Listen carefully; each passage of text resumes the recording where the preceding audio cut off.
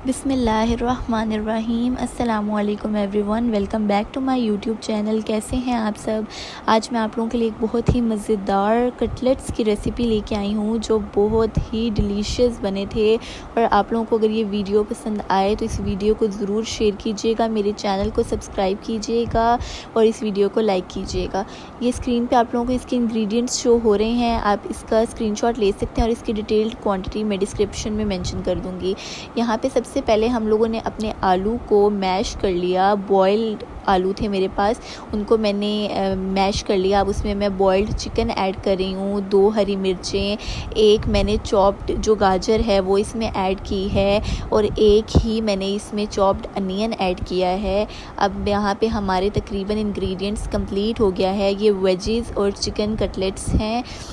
उसके बाद ये मैंने तमाम स्पाइसेस इसमें ऐड कर दिए। अब मैं इसमें फ़्रेश कोरिएंडर ऐड करूँगी और मैं इसको अच्छे से मिक्स कर लूँगी। उसके बाद यहाँ पे आप देख सकते हैं कि ये वेजेस और चिकन का कॉम्बिनेशन है।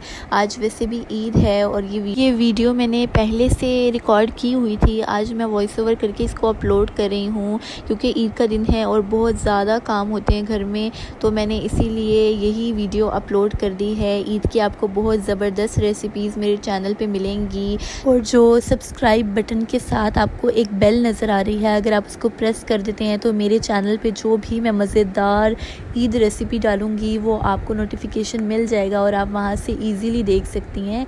अब यहाँ पे मैंने मिक्सचर रेडी किया है, अब मैं उसके कबाब बना रही हूँ। आप इस तरह किसी भी शेप में कबाब फ्राई कर सकते हैं।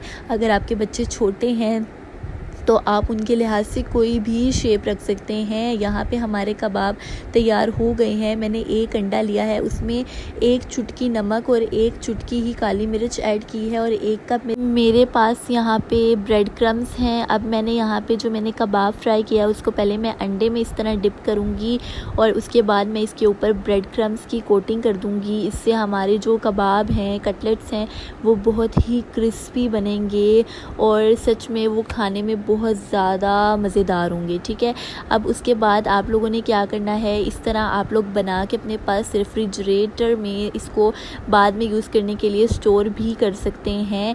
अब यहाँ पे जो मैंने कबाब बनाए हैं, अब मैं उनको कोटिंग करने के बाद फ्राई कर रही हूँ और यहाँ पे आप देख सकते हैं कि मैंने ऑयल बहुत ज़्यादा यूज़ नहीं किया है। मैंने 3 टेबलस्पून ऑफ ऑयल ऐड किया है इसमें और यहाँ पे हमारे कबाब की बहुत खूबसूरत शक्ल आ चुकी है और इसकी बहुत मज़ेदार खुशबू आ रही है। अब आप जल्दी से जाएं और मेरे चैनल को सब्सक्राइब कर दें और इस वीडियो को लाइक कर दें। आप लोगों को बहुत ही मज़ेदार ईद रेसिपीज़ मिलने वाली हैं और यहाँ पे देख सकते हैं कि जो हमारे कबाब हैं उनका बहुत खूबसूरत गोल्डन ब्राउन कलर आ चुका है और इसकी इतनी लजीज खुशबू आ रही है कि मैं आप लोगों को बिल्कुल नहीं एक्सप्लेन कर सकती। बहुत ही मज़ेदार कटलेट्स की रेसिपी है ये, आप लोग इसको ज़रूर ट्राई कीजिएगा। आप लोगों के घर में सबको ये बहुत ज़्यादा पसंद आएंगी। ये रही मेरी रेसिपी की फ़ाइनल लुक और बहुत ज़्यादा मज़ेदार कटलेट्स बने हैं। उम्मीद है आप लोगों को ये रेसिपी बहुत ज़्यादा पसंद आएगी और आप लोग इसको ज़रूर ट्राई करेंगे। Thank you for watching. Like, share and subscribe with your friends and family and don't forget to hit the bell icon.